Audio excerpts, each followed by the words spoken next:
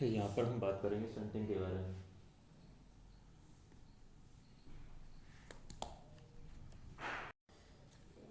तो शंटिंग के बारे में हम बात करें यहाँ पर क्या बताया गया शंटिंग में।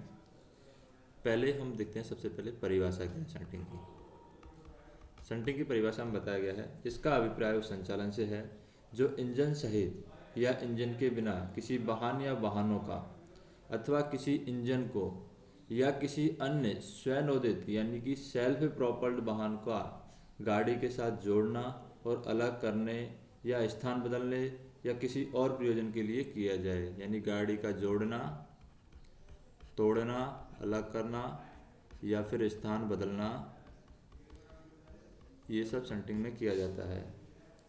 तो शंटिंग में हम कह सकते हैं कि इसमें गाड़ी का इसका अभिप्राय उस संचालन से है जो इंजन सहित या उसके बिना किसी वाहन या वाहनों का अथवा किसी इंजन को या किसी अन्य स्वनोदित वाहन का गाड़ी के साथ जोड़ना, तोड़ना और अलग करना। तो यहाँ पर हमें क्या करना है, जैसे गाड़ियों को जोड़ना, तोड़ना, स्थान बदलना बिना किसी वाहन या वाहनों का,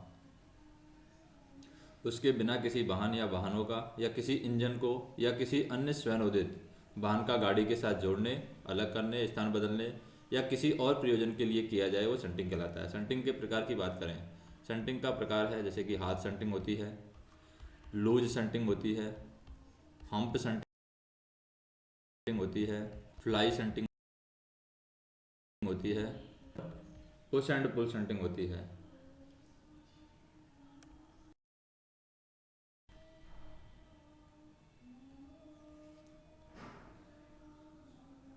पुश एंड पुल शंटिंग,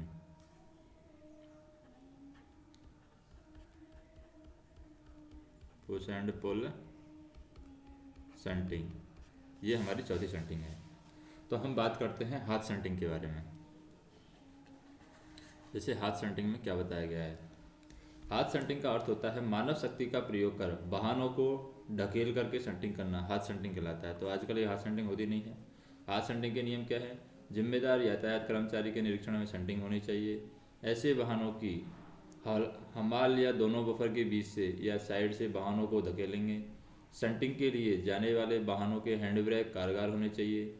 यदि स्टेशन यार्ड या भारीतम कांटों के आगे 400 में एक का अवतार है, 400 में अगर एक का अवतार है, स्टेशन यार्ड या स्टेशन यार्ड में भारीतम कांटों के आगे, जो स्टेशन यार्ड में भारीतम कांटे हैं इनके आगे 400 में एक का अगर उतार है और अधिक उतार बाहर की तरफ हो तो हाथ शंटिंग नहीं करनी चाहिए, क्योंकि अगर 400 में एक का उतार होगा तो गाड़ी स्टेशन यार्ड से भारीतम कांटों से इधर जाते ही गाड़ी क्या चली जाएगी, इधर लुढ़क जाएगी और कंट्रोल नहीं होगी। हाथ शंटिंग के लाभ क्या है, यह शंटिंग कम खर्चीली है क्योंकि इसमें इंजन और ईंधन की आवश्यकता नहीं पड़ती है। हाथ शंटिंग से हानि क्या है, इस पद्धति में शंटिंग करने से काफ़ी अधिक समय लगता है, इसलिए यह पद्धति वहाँ के लिए उपयुक्त हो सकती है जहाँ कम शंटिंग करनी होती है। उसके बाद हम देखते हैं लूज शंटिंग या हम्प शंटिंग।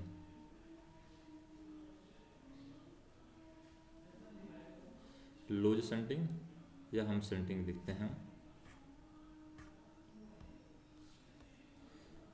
दूसरे नंबर की है ये लूज या फिर हम्प शंटिंग। लूज शंटिंग का अर्थ है गाड़ी में से वाहनों को अलग करके उन्हें ईंधन इंजन से धक्का दे करके या लुढ़का करके छोड़ देना, जिससे वाहन लुढ़क करके जिस लाइन के लिए कांटे सेट किए गए हैं उस लाइन पर पहुंच जाएं। जैसे कि यहाँ पर हमने क्या क्या लाइन बना दी है, इधर हमने ये लाइन है, इधर कट रही है इधर वाली लाइन। अब इधर के लिए लाइन सेट कर दिया, यहाँ से एक डिब्बा है ये ढकेल दिया है इंजन से धक्का दे करके, तो ये डिब्बा है इधर की साइड अगर कांटे सेट कर रखे हैं तो इधर की साइड जा करके इधर यहाँ पर बफर लगा हुआ है या कुछ लगा हुआ है वहाँ पर जा करके रुक जाएगा। यानी हम कह सकते हैं लूज शंटिंग में क्या होता है, लूज शंटिंग का अर्थ है कि गाड़ी में से वाहनों को अलग करके उन्हें इंजन से धक्का दे करके या फिर लुढ़का करके छोड़ देना, जिससे वाहन लुढ़क करके जिस लाइन के लिए कांटे सेट किए गए हैं उस लाइन पर पहुंच जाएं। और यदि यही शंटिंग हम्प की सहायता से की जाती है तो हम्प शंटिंग कहलाती है। और इस कहानी कौन कौन से वाहन हैं जिनकी हम्प सेंटिंग या लूज सेंटिंग नहीं करनी चाहिए, उन वाहनों की हम बात करें तो खाली या भरे हुए कोचिंग वाहन की हम्प सेंटिंग नहीं करनी चाहिए। पशुओं से भरा हुआ वाहन है उसकी भी हमें हम्प सेंटिंग नहीं करनी चाहिए। सभी प्रकार के जो टैंक वैगन है, टैंक वैगन, उनकी भी हम्प सेंटिंग है नहीं करनी चाहिए। और खतरनाक ज्वलनशील विस्फोटक पदार्थ से भरे जो वैगन हैं उनकी भी हम्प सेंटिंग नहीं करनी चाहिए। खतरनाक ज्वलनशील और विस्फोटक पदार्थ से भरे वैगनों की हम्प सेंटिंग नहीं करनी चाहिए। वैगन जिसमें मानव हो उसकी भी हमें हम्प सेंटिंग नहीं करनी चाहिए। ट्रक या हेवी मटेरियल से लदे वैगन, उनकी भी हमें हम्प सेंटिंग नहीं करनी चाहिए। क्रेन है, क्रेन की भी हमें हम्प सेंटिंग नहीं करनी चाहिए। ओडीसी से भरे वाहन हैं उनकी भी हमें हम्प सेंटिंग नहीं करनी चाहिए। ओवर डायमेंशनल जो कंसाइनमेंट होते हैं उनकी भी हमें हम्प सेंटिंग नहीं करनी चाहिए। क्षतिग्रस्त कोई वाहन है, क्षतिग्रस्त वाहन, उनकी भी हमें हम्प सेंटिंग नहीं करनी चाहिए। तो ऐसे सभी वाहन जिनके ऊपर लूज सेंटिंग करना मना है उनकी भी हमें हम्प सेंटिंग नहीं करनी चाहिए। लूज या हम्प सेंटिंग के लाभ क्या हैं? पहला लाभ है गाड़ियाँ कम समय में तैयार होती हैं, गाड़ियाँ हमारी कम समय में तैयार हो जाती हैं और इससे यार्ड में होने वाले वैगनों का विलंब कम किया जा सकता है। सेंटिंग इंजन घंटों में बचत होती है, यानी सेंटिंग इंजन को टाइम कम लगता है और यहाँ पर विलंब को भी कम किया जा सकता है। ये इसके लाभ हैं। अब इसकी हानि की बात करें, हानि क्या है? वैगनों को इससे क्षति पहुँचती है लूज या हम्प सेंटिंग से। वैगन में लदे माल को क्षति पहुँचती है जिससे अधिक दावा देना पड़ता है। स्पीड पोर्टर और ब्रेक चेंजर्स ज़्यादा लगते हैं यहाँ पर। कम सुरक्षित है, यानी कि ये हमारी जो सेंटिंग है ये कम सुरक्षित है। अब बात करते हैं हम फ्लाई सेंटिंग की। फ्लाई सेंटिंग में क्या होता है? फ्लाई सेंटिंग, फ्लाई सेंटिंग की बात करें, मध्य रेलवे पर हम्प यार्डों को छोड़ करके अन्य यार्डों में इस प्रकार की सेंटिंग करने की मनाही है। हम्प यार्डों में भी उसी स्थान पर ऐसी सेंटिंग की जा सकती है जो यार्ड मैकेनाइज्ड हो। इसमें दो या दो से अधिक वैगनों को अनकपल करके हम्प से लुढ़का दिया जाता है और कांटे अगले वाहन के लिए सेट कर दिए जाते हैं। जैसे ही पहला वैगन कांटों से गुजर जाता है, कांटों को दूसरी लाइन के लिए सेट कर दिया जाता है। इसमें सेंटिंग में बहुत कम समय लगता है, यानी एक साथ दो वाहन लुढ़का दिए और एक वाहन जैसे ही इधर गुजर जाएगा तो दूसरा कांटा है इधर की साइड सेट कर दिए जाएंगे, एक का वाहन इधर की साइड चला जाएगा। तो इस तरीके से इसमें क्या लगता है, इसमें कांटों को दूसरी लाइन के लिए सेट कर दिया जाता है जिससे इसके लाभ है सेंटिंग में बहुत कम समय लगता है। इसका लाभ है कि कम समय लगता है। हानि क्या है? ये सभी जो कि लूज सेंटिंग में हानि है वही यहाँ पर हानि है, यानी बफर टूट सकते हैं, वैगनों को क्षति पहुँचती है, अधिक दावा देना पड़ता है पार्टी को, वैगनों में लदे माल को ज़्यादा क्षति पहुँचती है, कम सुरक्षित है। फिर है पुश एंड पुल सेंटिंग, चौथी है हमारी पुश एंड पुल सेंटिंग। ये ज़्यादातर होती है अभी push and pull shunting. Pull shunting, तो पुश एंड पुल सेंटिंग के नियम हम देखें। यह पद्धति सबसे सुरक्षित पद्धति है पुश एंड पुल सेंटिंग।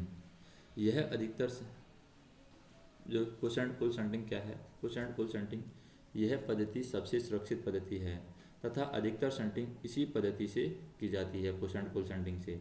इस पद्धति में वाहन इंजन के साथ ही होते हैं, जो वाहन हैं वो इंजन के साथ ही होते हैं, इंजन के साथ वाहन होता है तथा इंजन के साथ ही वाहनों को आगे की ओर से खींचकर या पीछे की ओर से धकेल करके निर्धारित स्थान से पकड़ करके निर्धारित स्थान पर रखा जाता है, इसलिए इसे पुश एंड पुल सेंटिंग कहा जाता है। इस पद्धति में सेंटिंग का नियंत्रण सेंट सिग्नल के साथ साथ कर्मचारियों के हाथ सिग्नलों के द्वारा भी किया जाता है। इसमें सेंटिंग का जो नियंत्रण है सेंटिंग सिग्नल के साथ साथ, यानी सेंट सिग्नल के साथ साथ कर्मचारियों के हाथ सिग्नल द्वारा भी किया जाता है, यानी हाथ सिग्नलों का भी यहाँ पर इस्तेमाल किया जाता है। इसलिए इसे हम फ्लैग सेंटिंग भी कहते हैं। कौन सी सेंटिंग कहते हैं? Flag shunting. तो फ्लैग सेंटिंग में क्या होता है, इस तरीके से कर्मचारी फ्लैग को दिखाएगा, इधर मान लीजिए रेड है, इधर मान लीजिए ग्रीन है, हरा है, तो इस तरीके से, जैसे रेड झंडी दिखा दिया इधर, और इधर मान लीजिए ये ग्रीन झंडी दिखा दिया, इस तरीके से क्रॉस करके इनको हिला करके शंटिंग की जाती है। फिर हम बात देखें इसके लाभ क्या हैं। तो लाभ हैं इसके, यह पद्धति बहुत ही सुरक्षित है।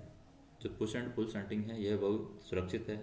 इसमें न तो वैगनों को क्षति पहुंचती है, न ही उसमें रखे सामान को क्षति पहुंचती है, और न ही वैगनों के गिरने का खतरा इसमें रहता है। इसकी हानि क्या है? इसकी हानि की बात करें, इस पद्धति में शंटिंग करने में ज़्यादा समय लगता है,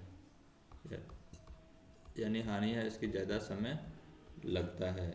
और लाभ है कि ये सुरक्षित है, वैगनों को क्षति नहीं होती है, और न ही उसमें रखे सामान को क्षति होती है।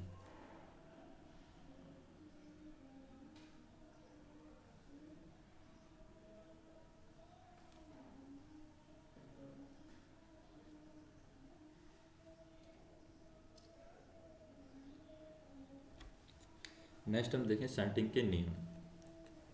अब हम बात करते हैं शंटिंग के नियम क्या क्या हैं। तो शंटिंग के नियम में पहला नियम हम देखते हैं। पहला नियम क्या है? शंटिंग का पहला नियम है कि लोको पायलट को शंटिंग के लिए शंटिंग आदेश जो दिया जाता है वो दिया जाता है T806। ये अधिकार पत्र शंटिंग के लिए लोको पायलट को दिया जाता है। लेकिन बड़े यार्ड, जंक्शन स्टेशन जहाँ से अलग से शंटिंग स्टाफ तैनात किए गए हैं, जहाँ निर्धारित स्थान तक नियमित शंटिंग होती है, वहाँ T806 देने की आवश्यकता नहीं है। कहाँ पर? जहाँ पर शंटिंग स्टाफ पहले से है। कहाँ पर होता है शंटिंग स्टाफ? जहाँ पर बड़े बड़े यार्ड हैं, जहाँ पर निर्धारित स्थान तक नियमित रूप से शंटिंग होती है, वहाँ पर T806 देने की आवश्यकता नहीं है। दूसरा हम देखें कि वैसा शंटिंग जिसमें कोई जोड़ना काटना शामिल नहीं है तथा एक स्थान से दूसरे स्थान तक सिग्नलों पर संचालन हो, यानी वैसी शंटिंग जिसमें कोई जोड़ना नहीं है, कोई तोड़ना नहीं है तथा एक स्थान से दूसरे स्थान तक सिग्नलों पर संचालन हो, तो स्टेशन मास्टर के मौखिक अनुदेशों पर शंटिंग की जाएगी। ना ही T806 और ना ही शंटिंग स्टाफ की आवश्यकता होती है। यहाँ पर सिर्फ स्टेशन मास्टर के मौखिक अनुदेशों पर शंटिंग की जाती है। मौखिक अनुदेशों पर मतलब कि स्टेशन मास्टर कहेगा कि यहाँ पर तोड़ने और जोड़ने की गाड़ी को आवश्यकता नहीं है, इसलिए आप इस गाड़ी को यहाँ से अलग लाइन पर ले लीजिए, जैसे कि लूप लाइन पर लेना है या कहीं पर लेना है। तो वहाँ पर क्या करेंगे हम? वैसी शंटिंग जिसमें कोई तोड़ना और जोड़ना शामिल नहीं है तथा एक स्थान से दूसरे स्थान तक सिग्नलों पर संचालन हो, यानी सिग्नलों पर संचालन किया जा रहा है एक स्थान से दूसरे स्थान पर, तो वहाँ स्टेशन मास्टर के मौखिक अनुदेशों के अनुसार शंटिंग की जाती है। ना ही वहाँ पर T806 देने की आवश्यकता है और ना ही शंटिंग स्टाफ की आवश्यकता है।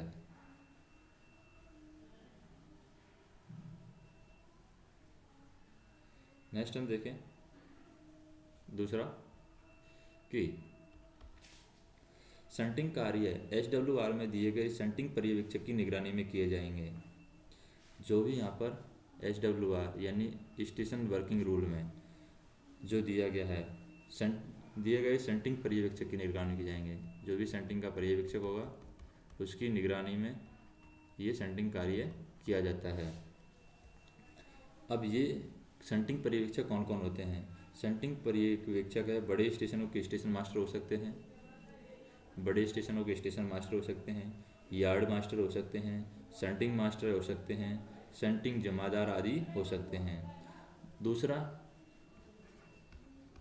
हम देखें कि कहाँ पर की जाती है? रोड साइड स्टेशन पर गाड़ी के गार्ड होते हैं। अगर रोड साइड स्टेशन है तो रोड साइड स्टेशन पर शंटिंग पर्यवेक्षण कौन होते हैं? रोड साइड स्टेशन पर गाड़ी के गार्ड शंटिंग पर्यवेक्षक होते हैं और गार्ड द्वारा सुरक्षित किया जाएगा कि शंटिंग के दौरान आवश्यकता अनुसार संबंधित लाइन के कांटे सेट एवं लॉक किया गया है। ये कौन सुनिश्चित करेगा? गार्ड सुनिश्चित करेगा। यानी गार्ड द्वारा सुनिश्चित किया जाएगा कि शंटिंग के दौरान आवश्यकता के अनुसार संबंधित लाइन के कांटे सेट एवं लॉक किया गया है और स्वयं लोको पायलट को हाथ सिग्नल गार्ड यहाँ पर दिखाएगा। तीसरा हम देखते हैं शंटिंग का नियम कि लोको पायलट स्वयं शंटिंग करेगा। तो हम यहाँ पर देखें लोको पायलट क्या करेगा, स्वयं यहाँ पर शंटिंग करेगा। चौथा हम देखें कि जब किसी गाड़ी शंटिंग के दौरान एक लाइन से दूसरी लाइन या मेन लाइन होकर जाना हो, कोई गाड़ी है एक लाइन से दूसरी लाइन जा रही है या फिर मेन लाइन को जा रही है, और एक लाइन से दूसरी लाइन पर जा रही है, जैसे लूप लाइन है, इधर लूप लाइन है। तो जब किसी गाड़ी शंटिंग के दौरान एक लाइन से दूसरी लाइन पर जा रही है या मेन लाइन होकर जाना हो तो गार्ड ब्रेक यान में यात्रा करेगा। ऐसे समय शंटिंग कार्य पॉइंट्समैन करेगा। तो गार्ड कहाँ पर रहेगा, ब्रेक यान में रहेगा। गार्ड हमारा ब्रेक यान में रहेगा और जो हमारा शंटिंग कार्य कौन करवाएगा, पॉइंट्समैन शंटिंग कार्य करवाएगा। पॉइंट्समैन यहाँ पर शंटिंग कार्य कराएगा। यानी जब किसी गाड़ी को शंटिंग के दौरान एक लाइन से दूसरी लाइन पर लेना हो या मेन लाइन होकर गाड़ी को जाना हो तो गार्ड ब्रेक यान में यात्रा करेगा और ऐसे समय शंटिंग कार्य पॉइंट्समैन करवाएगा। फिर पांचवा काम हम देखते हैं। पांचवा काम क्या है, सिग्नल ऑफ नहीं होता है या सिग्नल रहित संचालन के दौरान, मान लीजिए कोई सिग्नल हमारा ऑफ नहीं हो रहा है, सिग्नल ऑफ नहीं हो रहा है, सिग्नल ऑफ नहीं होता है या फिर सिग्नल रहित संचालन के दौरान यदि कांटे न तो लॉक बार द्वारा न ही पैनल द्वारा रूट सेटिंग से कांटों के स्टेडी लॉक इंडिकेशन के द्वारा लॉक होते हैं तो उसे क्लैंप एवं पैडलॉक की जाएगी। यानी कि मान लीजिए सिग्नल ऑफ नहीं हो रहा है और वहाँ पर क्या है, जो कांटे हैं वो लॉक बार के द्वारा सेट नहीं हो रहे हैं, न तो लॉक बार के द्वारा न ही पैनल पर रूट सेटिंग से कांटों के स्टेडी लॉक इंडिकेशन के द्वारा लॉक होते हैं तो उसे क्लैंप एवं पैड लॉक किया जाएगा। क्लैंप एवं पैड लॉक किया जाएगा। ऐसे समय लोको पायलट सुनिश्चित करेगा कि सिग्नल कांटों पर से ऑल राइट सिग्नल दिखाया जा रहा है। तो वहाँ पर सिग्नल कांटों पर से ऑल राइट सिग्नल दिखाया जाएगा कि यहाँ पर कांटों को क्लैंप एवं पैडलॉक कर दिया गया है। क्योंकि कई बार क्या होता है, कांटे हैं वो सेट नहीं हो पाते हैं, लॉक बार ख़राब हो जाता है या फिर वो पैनल पर जो रूट सेटिंग होती है जहाँ से कांटे सेट होते हैं वहाँ से भी स्टेडी लॉक इंडिकेशन के द्वारा वो लॉक नहीं होते हैं। तो हम कह सकते हैं कि सिग्नल ऑफ नहीं होता है या फिर सिग्नल रहित संचालन के दौरान यदि कांटे न तो लॉक बार द्वारा न ही पैनल पर रूट सेटिंग से कांटों के स्टेडी लॉक इंडिकेशन द्वारा लॉक होते हैं तो उसे क्लैंप एवं पैडलॉक की जाएगी। और ऐसे समय लोको पायलट सुनिश्चित करेगा कि सिग्नल कांटों पर से ऑल राइट सिग्नल दिखाया जा रहा है। फिर छठा हम देखें कि शंटिंग की अधिकतम जो स्पीड है, शंटिंग की अधिकतम स्पीड होगी 15 किलोमीटर पर आवर, शंटिंग की अधिकतम स्पीड होगी। और जो हमारे खतरनाक ज्वलनशील विस्फोटक पदार्थ से भरे वाहन हैं उनकी शंटिंग की अधिकतम गति कितनी होगी, 10 kmph। जो हमारे विस्फोटक या खतरनाक या ज्वलनशील पदार्थों से भरे वाहन हैं उनकी शंटिंग के समय स्पीड होती है 10 kmph। और मान लीजिए 5 वॉक्स वैगनों की शंटिंग करते समय इम्पैक्ट गति है, इम्पैक्ट गति 5 वैक्स वैगनों के लिए वो होती है 2 kmph। क्योंकि 5 वैक्स वैगन लगे हुए हैं तो इम्पैक्ट गति कुछ चाहिए कपलिंग के लिए, तो वो 2 kmph है। और मान लीजिए एक बॉक्स वैगन है, तो एक बॉक्स वैगन है तो उसके लिए स्पीड ज़्यादा चाहिए, तो इम्पैक्ट गति एक बॉक्स वैगन के लिए चाहिए 5 kmph। इम्पैक्ट गति क्या होती है, जैसे कि दो इन लोड को साथ में स्टेबल करना है, बफर लगा हुआ है, यहाँ पर कपलिंग लगी हुई है, तो इसको एक वैगन है तो ज़्यादा स्पीड से ले जाना होगा यानी 5 kmph से। अगर 5 वैगन लगे हुए हैं इस तरीके से तो कम स्पीड चाहिए इससे साथ कनेक्ट करने के लिए, तो स्पीड होगी 2 kmph। नेक्स्ट हम देखें जैसे कि शंटिंग कार्य के लिए आउटर, होम और अंतिम रोक सिग्नल को ऑफ नहीं किया जाएगा। ना तो आउटर सिग्नल को ऑफ किया जाएगा, ना ही होम सिग्नल को ऑफ किया जाएगा, ना ही यहाँ पर लास्ट स्टॉप सिग्नल को ऑफ किया जाएगा, यानी ऑफ नहीं किया जाएगा शंटिंग कार्य के लिए। और नेक्स्ट हम देखें 8वां है कि शंटिंग के दौरान यदि कोई सिग्नल या शंट सिग्नल खराब हो जाए, कोई सिग्नल मान लीजिए शंटिंग के दौरान खराब हो गया है या कोई शंट सिग्नल है वो शंटिंग के दौरान खराब हो जाए तो उसे ऑन में पार करने के लिए शंटिंग पर्यवेक्षक रास्ते के कांटों की सेटिंग एवं लॉगिंग सुनिश्चित करने के बाद लोको पायलट को प्राइवेट नंबर देगा और सिग्नल से all write signal loco pilot को यहाँ पर प्राइवेट नंबर दिया जाएगा और सिग्नल से ऑल राइट सिग्नल भी दिखाया जाएगा। कब? जब उन कांटों को सेट कर दिया जाए। यानी हम कह सकते हैं कि शंटिंग के दौरान यदि कोई सिग्नल या शंट सिग्नल खराब हो जाए, कोई सिग्नल खराब हो गया शंटिंग के दौरान, या कोई शंटिंग सिग्नल खराब हो गया है, शंट सिग्नल खराब हो गया है, उसे ऑन में पार करने के लिए जो भी शंटिंग पर्यवेक्षक वहाँ पर होगा वो रास्ते के कांटों की सेटिंग एवं लॉकिंग सुनिश्चित करने के बाद लोको पायलट को प्राइवेट नंबर देगा और सिग्नल से ऑल राइट सिग्नल दिखाएगा। नौवा हम देखें, नौवा क्या है शंटिंग का नियम। यदि स्टेशन यार्ड में सबसे बाहरी कांटों के आगे 400 मीटर में एक का, स्टेशन यार्ड ये है हमारा, इससे बाहरी कांटे ये हैं, मान लीजिए इधर भी बाहरी कांटे ये हैं, इससे आगे 400 में एक का ढलान हो, यानी हम कह सकते हैं यदि स्टेशन यार्ड में सबसे बाहरी कांटों के आगे 400 में एक का या उससे अधिक उतार हो तो उस ओर शंटिंग नहीं की जाएगी।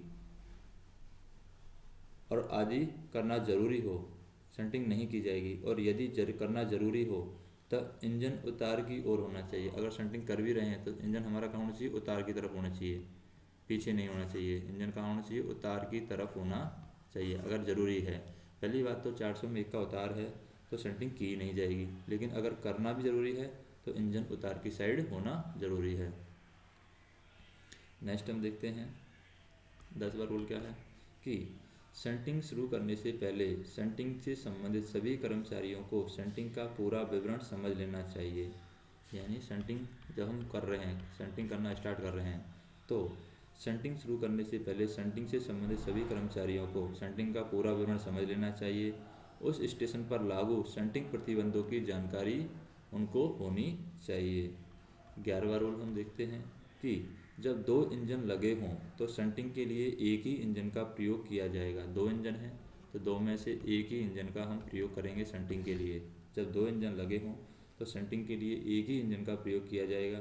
लेकिन यदि दो इंजन मल्टीपल रूप से आपस में जुड़े हों तो उसे एक इंजन मान करके शंटिंग किया जाएगा। मान लीजिए दो इंजन हैं हमारे, मल्टीपल रूप से आपस में जुड़े हैं तो उनको एक इंजन मान करके शंटिंग की जाएगी, एक इंजन मान करके शंटिंग किया जाएगा। 12वां रूल है कि शंटिंग करते समय पूरी गाड़ी में पर्याप्त एयर प्रेशर होना चाहिए। क्या होना चाहिए? पर्याप्त एयर प्रेशर गाड़ी में होना चाहिए शंटिंग के लिए। 13वां रूल है शंटिंग का कि यात्री गाड़ी की शंटिंग में शामिल इंजन के अलावा यदि किसी अन्य इंजन को यात्री गाड़ी के पीछे खड़ा करना है तो कम से कम 50 मीटर की पृथक दूरी पर खड़ा किया जाना चाहिए। जैसे मान लीजिए यात्री गाड़ी की शंटिंग करनी है तो यात्री गाड़ी की शंटिंग में शामिल इंजन के अलावा, यात्री गाड़ी के शंटिंग में शामिल इंजन के अलावा यदि किसी अन्य इंजन को यात्री गाड़ी के पीछे खड़ा करना है, यानी यात्री गाड़ी में कोई इंजन पहले से लगा हुआ है, यात्री गाड़ी में शंटिंग में शामिल इंजन के अलावा यदि किसी अन्य इंजन को यात्री गाड़ी के पीछे खड़ा करना है तो कम से कम 50 मीटर की पृथक दूरी पर खड़ा किया जाना चाहिए। ये है यात्री गाड़ी के लिए, यात्री गाड़ी के इंजन के लिए 50 मीटर की दूरी। 14वां हम देखें कि शंटिंग के दौरान कपलिंग को घिसड़ते हुए नहीं छोड़ना चाहिए। जो कपलिंग है उसको यहाँ पर घिसड़ते हुए नहीं छोड़ना चाहिए कपलिंग को। तो शंटिंग के दौरान कपलिंग को घिसड़ते हुए नहीं छोड़ना चाहिए बल्कि उसे उचित स्थान पर लगा देना चाहिए। फिर 15वां रूल क्या है? सवारी गाड़ी की शंटिंग करते समय जब इंजन वाहन को जोड़ना हो, सवारी गाड़ी की शंटिंग का रूल है। फिर सवारी गाड़ी की शंटिंग करते समय, सवारी गाड़ी की शंटिंग करते समय जब इंजन वाहन को जोड़ना हो तो पहले इंजन वाहन को सवारी गाड़ी से 20 मीटर की दूरी पर रखना चाहिए। इंजन वाहन को सवारी गाड़ी से 20 मीटर की दूरी पर खड़ा करके सावधानी पूर्वक लोड पर लेना चाहिए जिससे यात्रियों को धक्का ना लगे। 16वां रूल है शंटिंग का कि डेड एंड साइडिंग में पुशबैक शंटिंग करते समय गाड़ी को डेड एंड से 20 मीटर पहले खड़ा करना चाहिए। अगर हम dead and siding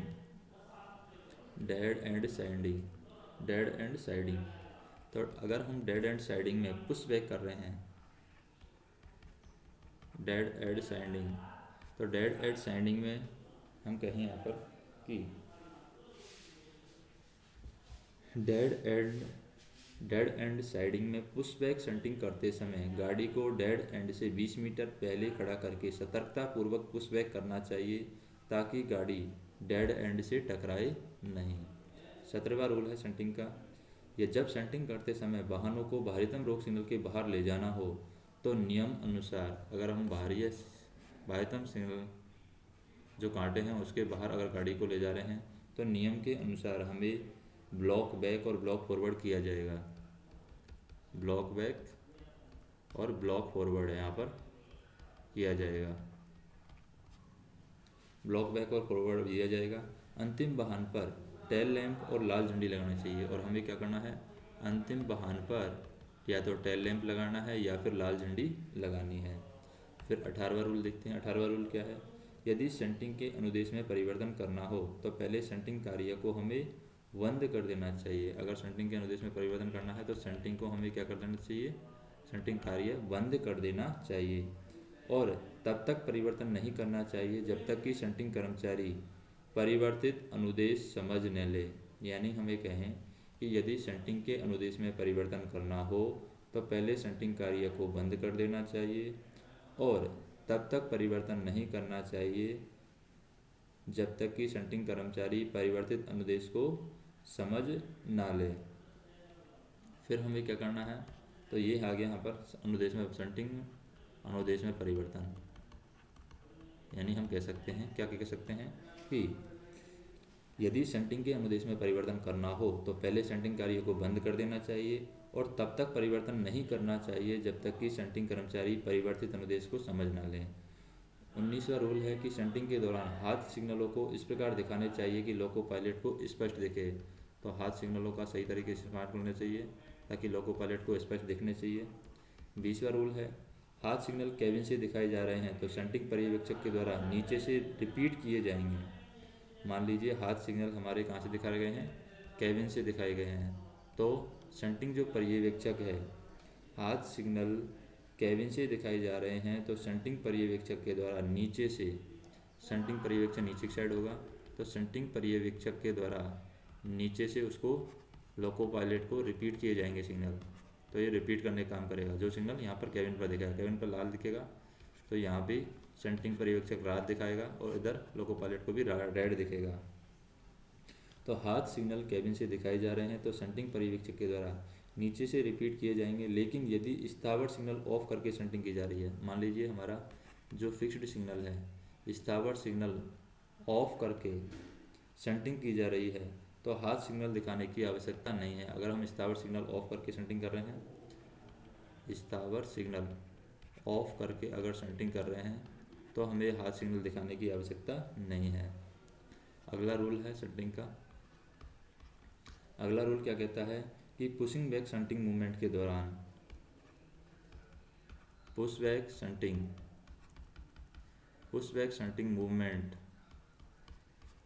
shunting movement के दौरान लंबे लोड, घुमाव आदि के कारण यदि लोको पायलट हाथ सिग्नल देखने में असमर्थ हो, यानी पुशिंग शंटिंग मूवमेंट के दौरान लंबे लोड है या घुमाव आदि के कारण यदि लोको पायलट हाथ सिग्नल देखने में असमर्थ हो तो हाथ सिग्नल लोको पायलट को दिखे ऐसे स्थान से दोहराने की व्यवस्था की जानी चाहिए या वॉकी टॉकी पर शंटिंग सुपरवाइजर के द्वारा प्राइवेट नंबर, नाम एवं पदनाम देकर के लोको पायलट को आश्वस्त किया जाएगा। या हम कह सकते हैं कि वॉकी टॉकी पर हम क्या करेंगे, शंटिंग सुपरवाइजर के द्वारा प्राइवेट नंबर दिया जाएगा, प्राइवेट नंबर के साथ में यहाँ पर नाम बताया जाएगा, पदनाम बताया जाएगा, दे करके लोको पायलट को आश्वस्त किया जाएगा कि हम पुशिंग बैक शंटिंग मूवमेंट कर सकते हैं।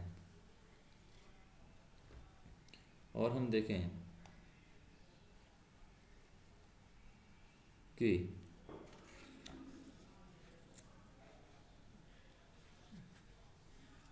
शंटिंग में क्या होता है,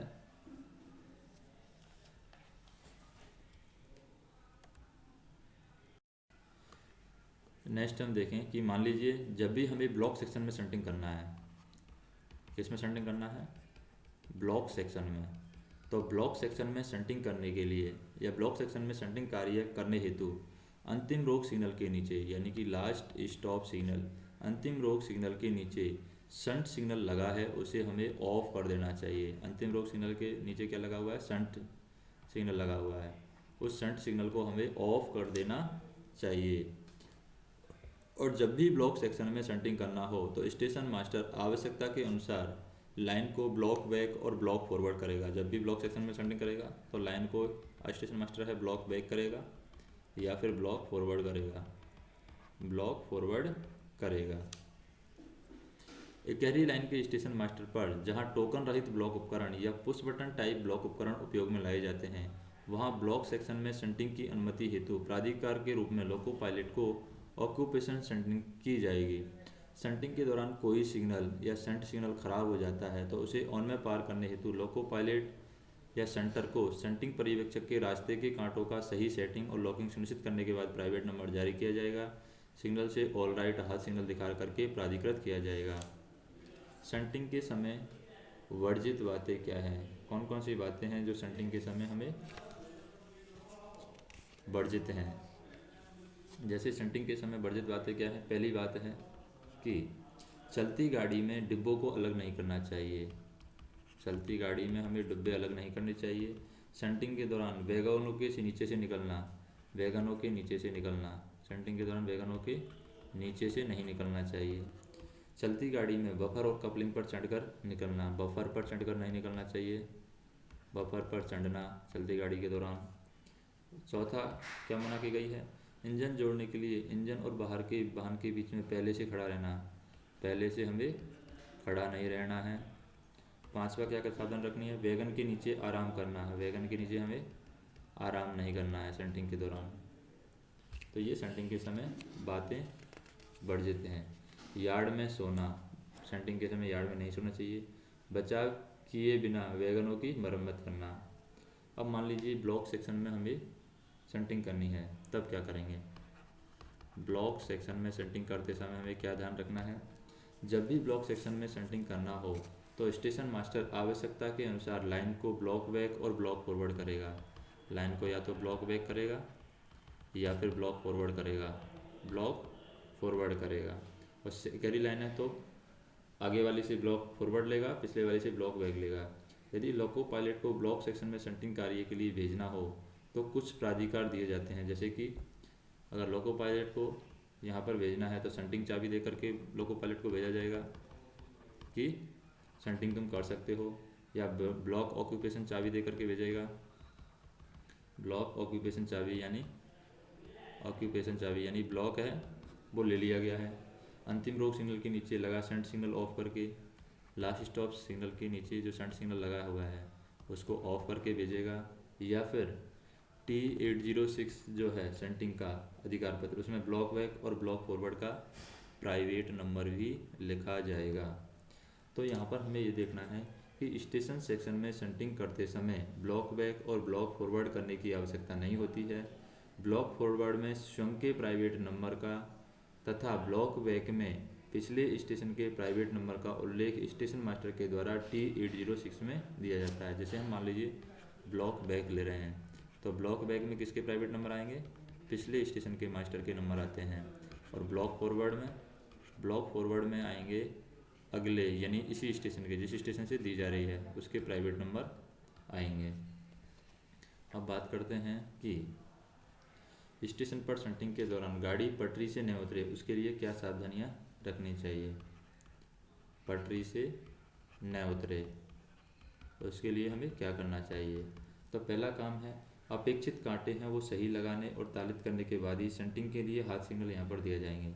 अपेक्षित कांटे हैं वो सही लगाने चाहिए, यानी अपेक्षित जो कांटे हैं सेंटिंग के लिए जो कांटे लगाए गए हैं अपेक्षित कांटे सही लगाने चाहिए। तालित करने के बाद ही सेंटिंग के लिए हाथ सिग्नल दिए जाएंगे।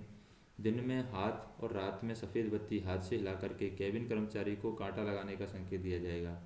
हम दिन में क्या यूज करेंगे? दिन में हम हाथ यूज करेंगे और रात में हम किसका यूज करेंगे? सफ़ेद बत्ती है, रात में सफ़ेद बत्ती। तो दिन में हाथ और रात में सफ़ेद बत्ती हाथ से हिला करके कैबिन कर्मचारी को कांटा लगाने का संकेत दिया जाएगा और यह संकेत संबंधित कांटे पर से प्रदर्शित किया जाएगा। तीसरा क्या ध्यान रखना है हमें? कैबिन कर्मचारी सेंटिंग कर्मचारी के कांटे बदलने का हाथ सिग्नल देखने के बाद पहले यह सुनिश्चित करेगा कि गाड़ी रुक गई है, उसके पश्चात कांटे सही लाइन के लिए लगाने के बाद केबिन से खतरा हाथ सिग्नल हटा लेगा। यानी हम कह सकते हैं कि जो केबिन का कर्मचारी है वो शंटिंग कर्मचारी के कांटे बदलने का हाथ सिग्नल देखने के बाद, यानी शंटिंग कर्मचारी केबिन कर्मचारी को कांटे बदलने का हाथ सिग्नल दिखाएगा। तो शंटिंग कर्म एक तरफ है हमारा केबिन कर्मचारी है, एक तरफ है हमारा शंटिंग कर्मचारी। तो क्या कहेगा यहाँ पर, शंटिंग कर्मचारी कांटे बदलने का हाथ सिग्नल केबिन कर्मचारी को दिखाएगा। अब केबिन कर्मचारी हाथ सिग्नल देखने के बाद पहले यह सुनिश्चित करेगा कि गाड़ी रुक गई है, गाड़ी रुकने का संकेत देगा। गाड़ी रुक गई है, केबिन कर्मचारी ने सुनिश्चित कर लिया कि गाड़ी रुक गई है। उसके पश्चात कांटे सही लाइन के लिए लगाने के बाद केबिन से वो यहाँ पर खतरा सिग्नल जो रेड सिग्नल है उसको हटा लेगा। कांटे बदलने से पहले लीवर मैन और स्विच मैन खतरा सिग्नल दिखाएगा, और जब तक केबिन से खतरा हाथ सिग्नल दिखाया जा रहा है तब तक कोई संचालन यहाँ पर नहीं किया जाएगा। दोहरी लाइन खंड पर जाती हुई गाड़ी के पीछे शंटिंग करना। दोहरी लाइन खंड पर कोई गाड़ी गई है तो जाती हुई गाड़ी के पीछे शंटिंग करना, क्योंकि जाती हुई गाड़ी इधर कोई गाड़ी जा रही है तो गाड़ी इधर चली गई तो यहाँ पर शंटिंग की जा सकती है। तो किस तरीके से शंटिंग की जाएगी, पहला काम किया जाएगा, स्टेशन मास्टर इस तरह की शंटिंग करने की खंड नियंत्रक से अनुमति लेगा। अगर इस तरह की शंटिंग कर रहा है तो वो खंड नियंत्रक से अनुमति लेगा। अगर स्टेशन मास्टर इस तरह की शंटिंग करने के लिए या इस तरह की शंटिंग करने की खंड नियंत्रक से अनुमति लेगा। और दूसरा काम क्या करेगा, गाड़ी जाने के बाद T806 जारी किया जाएगा शंटिंग करने के लिए, जिस पर स्पष्ट रूप से बताया जाएगा कि शंटिंग जाती हुई गाड़ी के पीछे की जा रही है, और उस गाड़ी का नंबर, प्रस्थान का समय भी वो देगा, उस गाड़ी का नंबर भी देगा और उसका प्रस्थान। तीसरा हम देखें क्या है कि यदि गाड़ी के अगले स्टेशन पर पहुंचने और सेक्शन क्लियर होने तक ब्लॉक सेक्शन में शंटिंग का कार्य पूरा नहीं होता है, जैसे शंटिंग का कार्य है वो कब तक पूरा नहीं होता है, यदि गाड़ी के अगले स्टेशन पर पहुंचने या फिर सेक्शन क्लियर होने तक ब्लॉक सेक्शन में शंटिंग का कार्य पूरा नहीं होता है तो स्टेशन मास्टर तुरंत ब्लॉक फॉरवर्ड करेगा और शंटिंग कार्य पूरा होने के बाद ब्लॉक फॉरवर्ड को रद्द कर दिया जाएगा। अब हम बात करते हैं इकहरी लाइन खंड पर स्टेशन सेक्शन के बाहर शंटिंग करना। इकहरी लाइन पर स्टेशन सेक्शन के बाहर शंटिंग करना हो तो क्या करेंगे, इकहरी लाइन पर स्टेशन सेक्शन के बाहर शंटिंग करना, तो हम क्या करेंगे, ब्लॉक सेक्शन में शंटिंग करने के लिए ब्लॉक वैक लेना जरूरी है, लेकिन जहां पर टोकन वाले ब्लॉक उपकरण लगे हैं वहां TALQ व्यवस्था में आउटर सिग्नल तक और बहुसंकेती सिग्नल व्यवस्था में होम सिग्नल तक बिना ब्लॉक वैक किए शंटिंग की जा सकती है, वैसे किसी गाड़ी को लाइन क्लियर नहीं दिया गया हो। लेकिन जैसे ही दूसरी ओर के स्टेशन मास्टर के द्वारा लाइन क्लियर मांगी जाती है तो स्टेशन मास्टर तुरंत लाइन को ब्लॉक वैक करेगा। इकहरी लाइन खंड पर जहां टोकन लेस ब्लॉक उपकरण लगे हैं वहां ब्लॉक सेक्शन में शंटिंग के लिए ब्लॉक वैक दिया जाता है। तो इकहरी लाइन पर हमेशा जहां पर टोकन लेस उपकरण है वहां पर हमेशा ब्लॉक वैक ही दिया जाता है, इकहरी लाइन पर कभी भी ब्लॉक फॉरवर्ड नहीं दिया जाएगा। तो आती हुई गाड़ी की शंटिंग करना, आती हुई गाड़ी की दिशा में शंटिंग करना हो तो क्या करेंगे, इकहरी लाइन खंड पर आती हुई गाड़ी की शंटिंग करना, आती हुई गाड़ी की दिशा में शंटिंग करना, दिशा में शंटिंग।